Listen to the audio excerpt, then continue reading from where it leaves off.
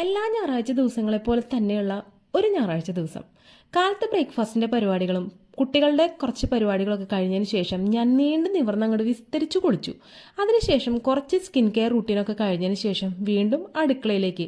ഇന്നത്തെ പ്രധാനപ്പെട്ടിട്ടുള്ള ഒരു പരിപാടി എന്ന് പറയുന്നത് കുക്കിംഗ് തന്നെയാണ്. ഞാൻ ചെന്നപ്പോഴേക്കും ചേട്ടൻ ഒരുവിധം സാധനങ്ങളൊക്കെ അരിഞ്ഞു നുറുക്കി റെഡിയാക്കി വെച്ചിട്ടുണ്ട്. ഇന്ന് ബീഫാണ് കേട്ടോ സ്പെഷ്യൽ. അപ്പോൾ ബീഫിൽ മസാലയൊക്കെ പരട്ടി വേവിക്കാൻ പാകമായിട്ട് വെച്ചിട്ടുണ്ട്. അപ്പോൾ അതൊക്കെ ഒന്ന് ഞാൻ കുക്ക് ചെയ്യാനായിട്ട് തുടങ്ങാണ്. കഴിഞ്ഞ ഞായറാഴ്ച ഞാൻ ചേട്ടൻ്റെ അടുത്ത് ഭയങ്കരമായിട്ട് പരിഭവങ്ങളൊക്കെ പറഞ്ഞിട്ടുണ്ടായിരുന്നു കേട്ടോ. എപ്പോഴും പണിയാണ്, ഇവിടെ നിന്ന് ജോലിക്ക് പോയാൽ അവിടെ പണി, അത് കഴിഞ്ഞ് വീട്ടിൽ വന്നാലും പണി, ആകെ പണിയാണ്, എനിക്കൊരു തരി പോലും റെസ്റ്റ് ഇല്ല എന്നൊക്കെ പരാതി പറഞ്ഞിട്ടുണ്ടായിരുന്നു. അപ്പോൾ ആ പരാതിക്ക് ഒരു തീർപ്പ് കൽപ്പിക്കൽ എന്ന പോലെയാണ് ചേട്ടൻ ഞാൻ ചെല്ലുമ്പോഴേക്കും എല്ലാ സാധനങ്ങളും അരിഞ്ഞ് സെറ്റാക്കി വെച്ചിട്ടുണ്ടായിരുന്നത്. തലേദിവസം തന്നെ എന്നോട് ചോദിച്ചിട്ടുണ്ടായിരുന്നു സൺഡേ എന്താണ് സ്പെഷ്യൽ ഉണ്ടാക്കേണ്ടതെന്ന്. അപ്പോൾ കുട്ടികൾക്ക് എല്ലാവർക്കും ഇഷ്ടം ബിരിയാണി തന്നെയാണ്. അപ്പോൾ ബിരിയാണി തന്നെ ആയിക്കോട്ടെ എന്ന് പറഞ്ഞു. അപ്പോൾ മൂപ്പര് പ്രിപ്പറേഷൻസും കാര്യങ്ങളൊക്കെ ഞാൻ വരുന്നതിന് മുൻപായിട്ട് ചെയ്തു വെച്ചു.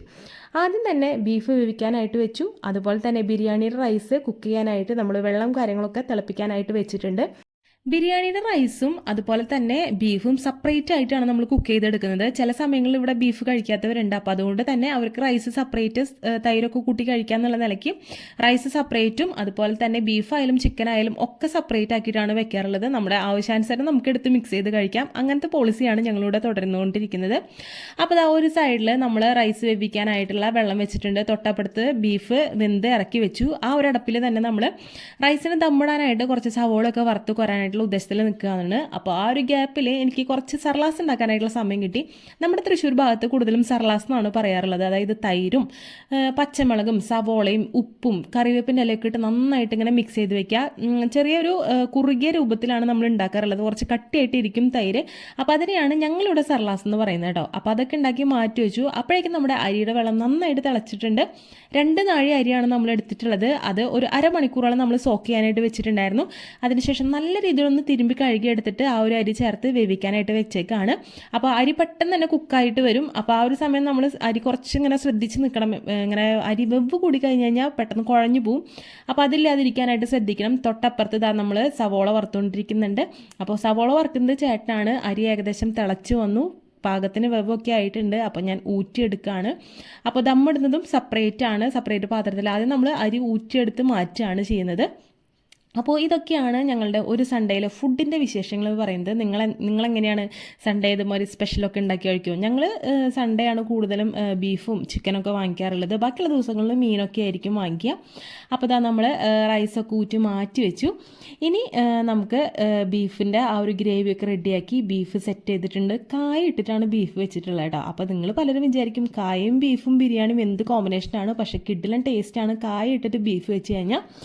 ബിരിയാണിയൊക്കെ ദമ്മിട്ട് സെറ്റ് ചെയ്ത് വെച്ചിട്ടുണ്ട്. അതുപോലെ തന്നെ സർലാസ് റെഡി ആയിട്ടുണ്ട്. സൈഡിൽ വെക്കാനായിട്ട് പൈനാപ്പിളും ഉണ്ട്, അച്ചാറുണ്ട് കേട്ടോ.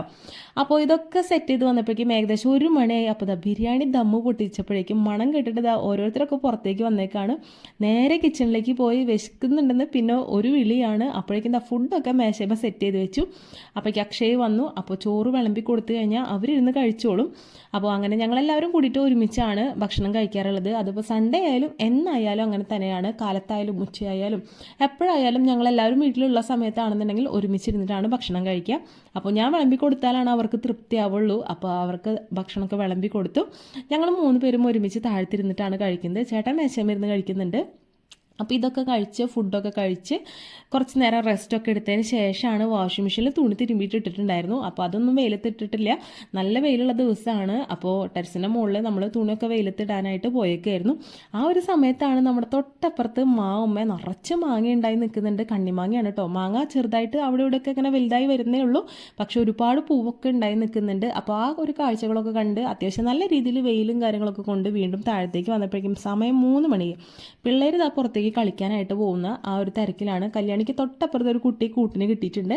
അപ്പോൾ അവർ എല്ലാവരും കൂടി കളിക്കുകയാണ്. തൊട്ടപ്പുറത്ത് ഒരു പ്രാവിരിക്കുന്നുണ്ട് കേട്ടോ. ഇത് 2 ദിവസം മുന്നേ അക്ഷയന് കിട്ടിയതാണ്. എവിടുന്ന് അമ്പലത്തിൽ നിന്ന് അങ്ങോട്ട് കിട്ടിയതാണ് ഈ ഒരു 3 എണ്ണത്തിന്. അപ്പോൾ നമ്മുടെ വീട്ടിൽ കൂടുണ്ടായിരുന്നു ലവ് ബേർഡ്സിൻ്റെ, അതിൽ കൊണ്ടുവന്ന് ഇട്ടേക്കാണ് കേട്ടോ. അപ്പോൾ അതൊക്കെ കഴിഞ്ഞ് കുറച്ച് നേരം നമ്മൾ ഇരുന്ന് ചായയൊക്കെ കുടിച്ചതിന് ശേഷം ഞങ്ങൾ വട്ടക്കളി പ്രാക്ടീസ് ചെയ്യാനായിട്ട് പോയി. ഇപ്രാവശ്യം ശിവരാത്രിക്ക് നമ്മുടെ കളിയുണ്ട്. അപ്പോൾ അതിൻ്റെ പ്രാക്ടീസാണ്. അപ്പോൾ വെള്ളി ശനി ഞായർ 3 ദിവസമാണ് പ്രാക്ടീസ് ഉള്ളത്. അപ്പോൾ നല്ല തകൃതിയായിട്ട് പ്രാക്ടീസൊക്കെ നടക്കുന്നുണ്ട്. നമ്മൾ ഫസ്റ്റ് ടൈമാണ് ഇങ്ങനെ ക്ഷേത്രത്തിൽ, അതായത് അമ്പലങ്ങളിലൊക്കെ പോയി കളിക്കുന്നത്. അപ്പോൾ അതിൻ്റെ പ്രാക്ടീസൊക്കെ കഴിഞ്ഞ് കുറച്ച് നേരം സെറവറൊക്കെ ഇരുന്ന് വർത്താനൊക്കെ പറഞ്ഞ് വീട്ടിലെത്തിയപ്പോഴേക്കും സമയം 6 മണിയായിട്ടുണ്ടായിരുന്നു. പിന്നെ ഒന്നും നോക്കിയില്ല, നമ്മുടെ കണ്ടശങ്കടോ പള്ളിപ്പെരുന്നാളാണ്. കുളിച്ച് റെഡിയായി നേരെ പള്ളിപ്പെരുന്നാൾ കാണാൻ പോവാണ്. നമ്മുടെ വീടിൻ്റെ തൊട്ടടുത്താണ് കണ്ടശങ്കടവ് എന്ന് സെൻറ്റർ ഉള്ളത്. അപ്പോൾ ഒരു 5 മിനിറ്റ് യാത്ര ഉണ്ടാവുള്ളൂ കണ്ടശങ്കടവിലേക്ക് പോകാനായിട്ട്. നമുക്ക് സ്കൂട്ടറിലാണ് പോകുന്നത് കേട്ടോ. പോകുന്ന വഴിക്കൊക്കെ വീടുകളിലൊക്കെ കല്യാണം പോലെയാണ് മാല ബൾബും കാര്യങ്ങളൊക്കെ ഇട്ടിട്ടുള്ളത്. നല്ല ഭംഗിയാണ്. കൂടുതലും ഈ ഒരു ഭാഗത്ത് ക്രിസ്ത്യൻസ് ആണുള്ളത്. അപ്പോൾ അതുകൊണ്ട് തന്നെ റോഡ് സൈഡിലുള്ള മിക്ക വീടുകളിലും ലൈറ്റ് അറേഞ്ച്മെൻറ്റ്സും കാര്യങ്ങളൊക്കെ ചെയ്തിട്ടുണ്ട്. നല്ല കിഡിലൻ വൈബ് തന്നെയായിരുന്നു. കഴിഞ്ഞ പ്രാവശ്യം നമ്മൾ കണ്ടശങ്കടവ് പള്ളിപ്പെരുന്നാളിന് പോയിട്ടുണ്ടായിരുന്നു. അപ്പോൾ നല്ല സൂപ്പറായിരുന്നു കേട്ടോ. പള്ളിപ്പെരുന്നാളും എല്ലാം നല്ല കിഡിലൻ പ്രോഗ്രാംസൊക്കെ ഉണ്ടായിരുന്നു അവിടെ. അപ്പോൾ ആ ഒരു പ്രതീക്ഷയിലാണ് നമ്മൾ ഇന്നും പള്ളിപ്പെരുന്നാളിന് പോകുന്ന വഴിക്കൊക്കെ പടക്കവും കമ്പിപ്പൂത്തിരിയും ഒക്കെ പൊട്ടിക്കുന്നവരാണ്. ഭയങ്കര ആഘോഷമാണ് കേട്ടോ നമ്മുടെ കണ്ടശങ്കടവ് പള്ളിപ്പെരുന്നാൾ എന്ന് പറയുന്നത്. അപ്പോൾ നമ്മൾ പോകുന്ന വഴിക്ക് വണ്ടി സൈഡിലൊക്കെ പാർക്ക് ചെയ്തതിന് ശേഷം നമ്മൾ പള്ളിയിലേക്കാണ് ആദ്യം പോയത്. അപ്പോൾ ഈ കാണുന്നതാണ് നമ്മുടെ കണ്ടശങ്കടവ് പള്ളി എന്ന് പറയുന്നത്. അത്യാവശ്യം വലിപ്പമുള്ളൊരു പള്ളിയാണ്. പള്ളിയുടെ ഉൾഭാഗത്തേക്കൊന്നും ഞാൻ കയറിയിട്ടില്ല ഇതുവരെ. കല്യാണം കഴിഞ്ഞിട്ട് 12 വർഷമായി എങ്കിൽ കൂടി ഞാൻ അങ്ങോട്ടൊന്നും പോയിട്ടില്ല. നമ്മൾ പുറത്ത് പോയി പെരുന്നാൾ കാണുക, തിരിച്ചു പോരുക, അങ്ങനെയുള്ള വൈബ് മാത്രമേ ഉള്ളൂ. പിന്നെ കണ്ടശങ്കടവ് സെൻറ്ററാണ്. സെൻറ്ററിൽ ഒരു പന്തലുണ്ടായിരുന്നു. ആ ഒരു പന്തലിൻ്റെ ഉള്ളിൽ നമ്മുടെ യേശുവിൻ്റെ രൂപമൊക്കെ വെച്ചിട്ടുണ്ടായിരുന്നു. അവിടെ നേർച്ചയും കാര്യങ്ങളൊക്കെ ഉണ്ട്. അപ്പോൾ നമ്മൾക്ക് കിട്ടിയത് നേർച്ച അവിടെ കണ്ടപ്പോൾ തന്നെ അക്ഷയ കയറിപ്പോയി. അപ്പോൾ ഒരു പൊതി എടുത്തു. അപ്പോൾ അത് കണ്ടപ്പോൾ കല്യാണിയും പോയിട്ട് ഒരു പൊതി അവളും കൊണ്ടുവന്നു. അപ്പോൾ നേർച്ചയുടെ ആ ഒരു പാക്കറ്റിൻ്റെ ഉള്ളിലുണ്ടായിരുന്നു പൊരിയാണ്. നല്ല സ്പൈസി ആയിട്ടുള്ള നല്ല എരിവായിട്ടുള്ള ഒരു പൊരി. മിച്ചറൊക്കെ തിന്നുന്ന പോലെയാണ് ആ ഒരു പൊരി തിന്നുമ്പോൾ തോന്നിയിട്ടുണ്ടായിരുന്നത്. അപ്പോൾ അതൊക്കെ എടുത്തു. അവിടെ നിന്ന് നേരെ പിന്നെ നമ്മൾ അടുത്ത സ്ഥലത്തേക്ക് പോവാണ്. Kandassankadavu boat jetty. അവിടെ ഒരു സ്റ്റേഡിയം കാര്യങ്ങളൊക്കെ ഉണ്ട്. എല്ലാ പ്രാവശ്യവും അവിടെ തന്നെയാണ് പരിപാടി ഉണ്ടാവാറുള്ളത്, സ്റ്റേജും കാര്യങ്ങളൊക്കെ കെട്ടിയിട്ട്.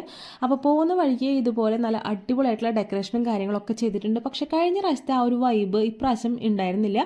ആൾക്കാർ കുറവായിരുന്നു. സ്വതവേ ഞായറാഴ്ചയാണെങ്കിലും ആൾക്കാരുടെ എണ്ണം കുറവായിരുന്നു. അതുപോലെ തന്നെ പ്രോഗ്രാംസ് ഒന്നും അധികം ഉണ്ടായിരുന്നില്ല. ഇതുപോലെ നാദസ്വരത്തിൻ്റെ കൊട്ടും കാര്യങ്ങളൊക്കെ ഉണ്ടായിരുന്നു. അതുപോലെ തന്നെ 2 പാട്ട് ഇവർ പാടി കഴിയുമ്പോൾ പിന്നെ ബാൻഡ് സെറ്റുകാർ 2 പാട്ട് പാടും. അങ്ങനെ മാറി മാറിയിട്ടായിരുന്നു പരിപാടി ഉണ്ടായിരുന്നത്. കഴിഞ്ഞ പ്രാവശ്യം ഇതിനേക്കാളും കൂടുതൽ പരിപാടി നമ്മുടെ കണ്ടശങ്കടവ് ഉണ്ടായിരുന്നു. ഗാനമേള ഉണ്ടായിരുന്നു. അതുപോലെ തന്നെ കണ്ടശങ്കടവ് മാർക്കറ്റിൻ്റെ ഉള്ളിൽ തമ്പോലടി, അങ്ങനെയൊക്കെ ഒരുപാട് പരിപാടികളുണ്ടായിരുന്നു. ഇപ്രാവശ്യം അത്രയ്ക്ക് അങ്ങോട്ട് വൈബ് പോരാന്നാണ് തോന്നുന്നത്. എങ്കിലും കുറച്ച് നേരം ഇതൊക്കെ കണ്ട് നേരെ തിരിച്ച് നമ്മൾ പള്ളിയിലേക്ക് തന്നെ പോകുന്നു കേട്ടോ. പള്ളിയിലേക്ക് അമ്പ് വരുന്ന സമയമായതുകൊണ്ട് തന്നെ ഒരുപാട് ടീമുകൾ ഇങ്ങനെ വരുന്നുണ്ടായിരുന്നു. അത് കാണാനായിട്ട് നല്ല ഭംഗിയാണ്. അപ്പോൾ കുറച്ച് നേരം ആ ഒരു കാഴ്ചകളൊക്കെ കണ്ടു നിന്നു. എന്തായാലും ഇത്തവണത്തെ കണ്ടശങ്കടവ് പള്ളിപ്പെരുന്നാളും കഴിഞ്ഞു. ഇനി അടുത്തത് നമുക്ക് വേറെ എവിടെയെങ്കിലും പള്ളിപ്പെരുന്നാളോ പൂരങ്ങളോ എന്തെങ്കിലുമൊക്കെ ഉണ്ടെങ്കിൽ കാണാൻ പോകണമെന്ന് വിചാരിച്ചിട്ട് തിരിച്ചു അവിടെ നിന്ന് പോരുന്ന വഴിക്കാണ് നമ്മൾ ഈ ഒരു പാനിപ്പൂരിയുടെ കട കണ്ടത്. അപ്പോൾ അവിടെ നിന്ന് പാനിപ്പൂരി വാങ്ങിക്കാണ്ട് തിരിച്ചു പോരാൻ പറ്റില്ലല്ലോ. പിള്ളേർ നമ്മളതിന് സമ്മതിക്കുമോ? ഇല്ല. അപ്പോൾ അവിടെ നിന്ന് ഒരു പാനിപ്പൂരിയും വാങ്ങിച്ച് കഴിച്ചു. പിന്നെ ഒരുപാട് കടകളൊക്കെ അവിടെ ഉണ്ടായിരുന്നു കേട്ടോ. പിള്ളേർക്ക് വാങ്ങിക്കാനായിട്ടുള്ള കളിസാധനങ്ങളുടെയും അങ്ങനെ ഒരുപാട് കടകളൊക്കെ ഉണ്ടായിരുന്നു. അപ്പോൾ അവിടെ നിന്ന് അത്യാവശ്യമൊക്കെ കയറി നിറങ്ങിയതിന് ശേഷമാണ് വീണ്ടും നമ്മൾ പള്ളിയിലേക്ക് എത്തിയത്. പള്ളിയിലേക്ക് എത്തി അവിടെ കുറച്ച് നേരമൊക്കെ നമ്മൾ നിന്നു, ഐസ്ക്രീമൊക്കെ വാങ്ങി കഴിച്ചു. നേരെ തിരിച്ച് വീണ്ടും വീട്ടിലേക്ക് വിട്ടു. ഇങ്ങനെയൊക്കെയാണ് ഈ ഒരു സൺഡേ കടന്നു പോയത് കേട്ടോ. അപ്പോൾ നിങ്ങൾക്ക് എല്ലാവർക്കും എൻ്റെ ഈ ഒരു വീഡിയോ ഇഷ്ടപ്പെട്ടെന്നാണ് ഞാൻ വിശ്വസിക്കുന്നത്. ഇഷ്ടപ്പെട്ട് കഴിഞ്ഞാൽ തീർച്ചയായിട്ടും നമ്മുടെ ചാനലും സബ്സ്ക്രൈബ് ചെയ്യാനും ലൈക്ക് ചെയ്യാനും ഷെയർ ചെയ്യാനും കമൻറ്റ് ചെയ്യാനും ഒന്നും മറക്കരുത്. നിങ്ങളുടെ വിലപ്പെട്ട അഭിപ്രായങ്ങളാണ് എനിക്ക് അടുത്തൊരു വീഡിയോ ചെയ്യാനായിട്ടുള്ള പോസിറ്റീവ് എനർജി തരുന്നത്. അപ്പോൾ എന്തായാലും അടുത്തൊരു വീഡിയോ ആയിട്ട് കാണാം. അതുവരേക്കും ബൈ.